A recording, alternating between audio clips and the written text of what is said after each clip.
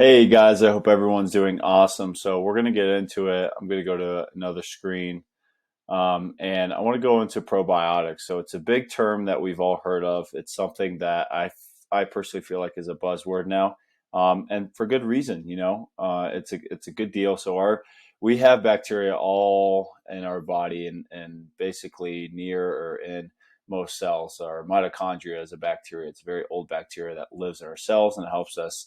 It produces energy for us to do things, and that's what we essentially train when we work out is our mitochondria and different processes around that.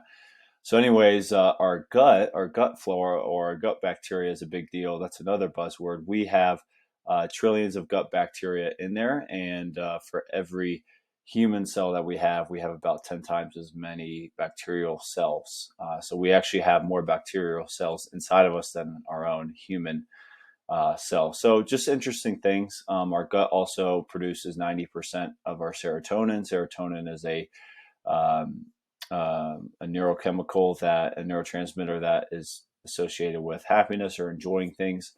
So it's just a lot of interesting things. So we'll get right into it because there's a lot to pack in here. And I'm going to keep it less than 5 minutes. So probiotics are in a lot of foods. You can see fermented, dietary supplements, etc. Dietary foods, I should say.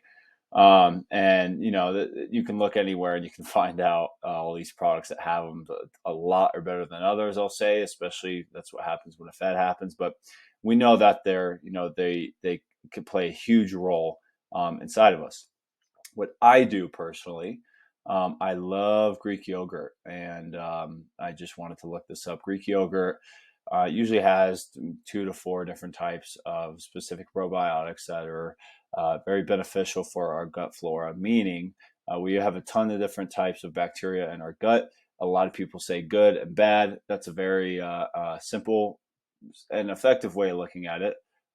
We have bacteria that if we have too much of a good bacteria, that's not going to be the best either.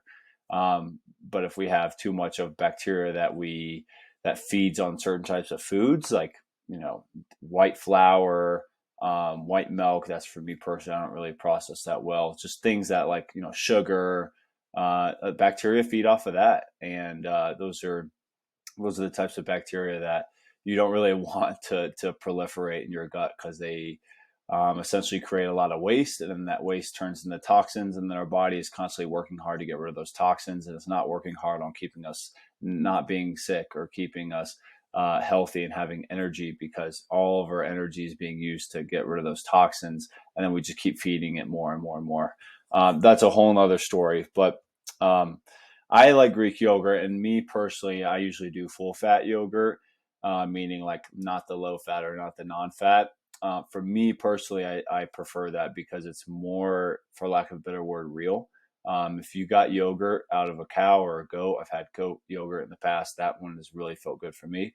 You're not going to get a non-fat if you were getting the real thing. So my question is, which again, whole another side conversation, but the science is out there, and feel free to look at it on your own, and maybe I can make another video. If what are they putting in there when they're taking the fat out? And usually it's a lot of weird stuff. I know like those, the low fat, sugary yogurts aren't good either. I personally get a plain yogurt, and I will never probably get a flavored yogurt just because I know they're adding in sugar. And for me, it's like I'd rather just eat fruit with it or put fruit in the yogurt. Or what I've done in the past, I've even had this like powder supplement that I've taken for has a lot of vitamins in it, and I just mix that in the yogurt.